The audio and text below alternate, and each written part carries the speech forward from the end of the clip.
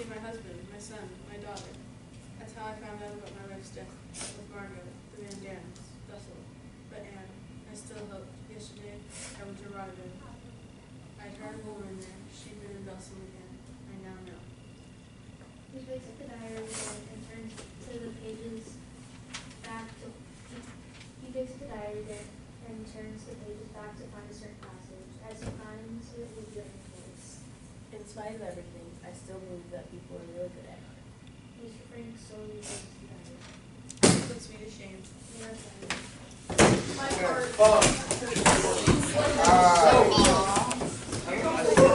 We gotta talk about this. Okay, so first thing, Meek didn't just leave them. Remember they said they hadn't seen Meek in days. When that phone kept ringing, they didn't know what was going on. They thought that Meek, Mr. Crawley might have died or something happened, right? But the whole thing was Meek just went to go find more food for them. Why? Why did she have to go all the way out there to the country? They got less ration. Right, they connect with the ration book, got unplugged, no more plug. Right? They ran off. And then we got, when she got back, the whole place was surrounded with police. So she couldn't even get on the block. Because Aaron said it. They need all that different. Huh? You know what? Surround the block? Right. Aaron, what do they do when they go in the houses? They surround it so you can escape. Yeah, They surround it so you can escape. Now they said we got one hold on y'all. Sabrina. So they said we got one family living in this attic, on this annex. It's a whole block right here. We gotta search every one of them now. So they surround the entire block and probably ran through every single one of them houses. Knocked down walls, trying to find more secret bookcases. They on top of the roofs trying to find whatever might be up there. They looking for more people, man. It might not have been nobody else, but they still looking. You said it's been tight? Yes. Because, like, what if you're just one of the people who's like, I'm going to go get some food. And then you come back and then they're all messing up your house and stuff. You got people. So, with that being said, do you think a lot of people would have hid Jews back then? It was dangerous because if you hide somebody, they gonna kill you too, or you gonna go over to the concentration camp with them. All right, then Mr. Crawler says we made it our business to learn how they knew. It was the thief. The thief who told them. So our speculations was kind of right? The thief get caught. He say, well, I take the plea deal. If you let me go, they 48 hours. First 48. They got him inside the room, made him cry, gave him a pack of cigarettes and some juice, and they said, so what you gonna tell us? What you got for us? We'll let you go if you give us the info. He said, I know where some Jews are. They hiding upstairs in this bookcase, in this building I stole that radio from. You let me go for the radio, I'll tell you where they at. Yes. Okay, remember when it was either Mr. Dussel or Mr. Van Dam, one of them, and then it was like the radio, they were talking about how the radio had been found or whatever, and then it was like, he was going crazy, he was like, it's only a matter of time. Right. And they were like, It's all Peter's fault. You think it's Peter's fault? Yeah. Oh, so we blaming everything on you, honey?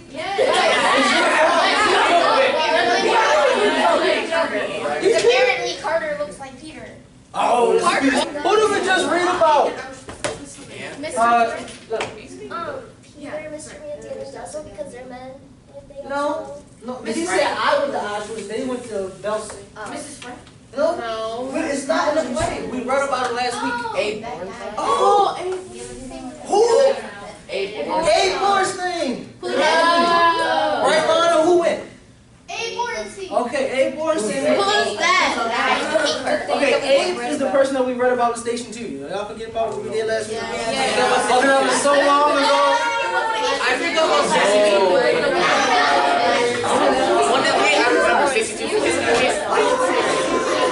Okay, so, alright, so, what happened at Auschwitz? So, with Mr. Hold on, pause. We got too many side conversations. Pause. We got way too many side conversations. I'm yelling way too much today. So at Auschwitz, they kind of worked you a little bit, right? Remember Abe Bronstein? He said he had a job. He had to go to in and out the houses to get the goods, right? Yeah. One time he walked through a corridor with dead bodies and suitcases and luggage and stuff, and what happened? Get the big one. He was digging through the body. Right, and what did he see somebody do? Some bread. Right, he saw somebody pick up a bloody piece of bread and rip the blood part off and eat the rest. That's how hungry they were. That's dirty, but that's all you can eat. You ain't ate for a week. You have to eat that? Alright, so here it says, they went to Belsen. In January, we were free. So he went to Auschwitz in September, and he got out in January. So September, yeah. September, October, November, December, about 5 months in there, in Auschwitz. Yes. And when she went to Garden, they said that the death date was March 31st, and then 16 weeks later, the camp was over. That's great. See, Say what? say that out loud. So. When Anne went to Bergen-Belsen, and they said that her and her sister's confirmed death date was March 31st, and then like 15, 16 days later, the camp was liberated. 2 weeks after Anne died. 2 weeks after I Anne. don't know exactly, so you said the 31st. 2 weeks after Anne died, her camp was liberated. Meaning, even though she did die from a sickness, she wasn't killed. She died from a sickness. There could have been something that could have been done about that. She could have got to a doctor. Because what did they do with Auschwitz? Like, to the doctors and lawyers and teachers, the kind of the smart people that could possibly help people. Just make them get They lined them up and they killed them all. They gassed them. No, they shot them. Oh yeah. Firing squad. And they brought back one lady with a wound to tell the story. Yes. I remember last year when that guy, his like parents, he like showed a bunch of pictures, and there were like a bunch with like kids like kneeling down at my house. So it was like, You had to be the same height. Really? All right. Yeah. So let's go back. It says each time our train would stop at a siding or crossing, we'd all get out and go from group to group. Where were you? Were you in Belsen? Were you in? Say that for me. Bushland? What? Bushwald. Bushwald? Bushwald. Or at, is that Mothwald? Somebody gotta help me with my German.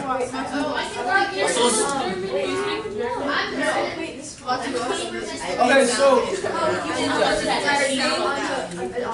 Sign that says what makes you free. There's the thief is upside down, and it says I think things like running. Really? I think so. This was something. he said, is it possible that you knew my wife? Did you ever see my husband, my son, my daughter? That's how I found out about my wife's death. Of Margot, the Van Dans, Dustin. But Anne, I still hope. So because he hadn't heard, okay, yeah, have you seen this girl? She real playful. She jumping around a lot. She like to talk, mess with people. And I'm like, no, I ain't saying that. No, I ain't saying that. Because of that, he still hoped and figured she was alive because nobody had seen her. And if they did, they said, no, she didn't. She ain't died. But he found out about his wife. Found out about the Van Dans, his other daughter. He found out that they died. He was. How would you feel if you knew that you were alive, but your family that you spent all this time trying to protect died? I'll be rolling out the bill crying. No, I'm not done. Right. I'll be like, I'll be like, come take me. And then, like, okay, and then just yesterday, remember, he came up here, he came up to the annex just to, I guess, get some things, come look at it, come see what happened. And the day before he goes to the annex, he says, yesterday I went to Rotterdam. I heard of a woman there. She's been in Belsen with Anne. I know that. So just yesterday, so he lived all this time hoping that Anne might be alive. And just yesterday, he found out that she was dead. Oh, He said, hey, have you seen this girl? She's real playful. She's outgoing. She like to talk to people. She's goofy and all that. He said, oh yeah, I was with her. She's dead. She died of a sickness. Yo, I'll be. How you gonna act? I'm being hysterical. I'm gonna be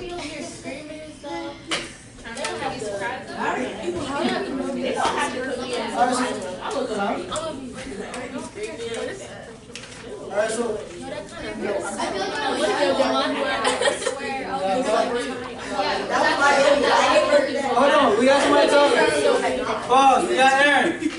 Go. I feel like our dialogue are great. Like that actor's mom, I think Carrie Fisher's mom. Debbie Reynolds. Samir. That's hard. So it all just happened to me, like, all my family died, and I was the only one alive. At first, I would, like, be crying, and then I think I would have, like, some mental issues. And then they would need me to put me in the asylum. Side conversation. I would just, you know, yeah. Okay, I think like what she was saying, I think I would go crazy too, cause like I don't know how to react with stuff like that. And I'm already like kind of crazy, so I think that would like really make me like yeah. Alright, so I got a question. How does Anne's and Peter's relationship progress from Act 1 to Act 2? Sabrina. Okay, you want to ask? Sabrina. It started with Peter didn't really like, well, Peter was kind of shy and he was like all loud and things, so he kind of kept his discipline. And then as like the play went on, he started coming out more. She kind of got shy and not proud. And then they towards the end they like started talking. Right, so they started off kind of against each other, at each other's throats, kind of. Even though Anne was real playful, she still didn't like him. She just said, what did she say? She said, well, he's the only boy that I'm to see for some months, so I might as well try to get along with him. And Peter wasn't having it until what? What made him start digging Anne a little bit? Like, When Anne started standing up. hold on, we got Andre. When Anne started standing up for herself. Side conversation. When Anne started standing up for herself, that's when she did. Standing up for like standing up for like her mom, I guess her mom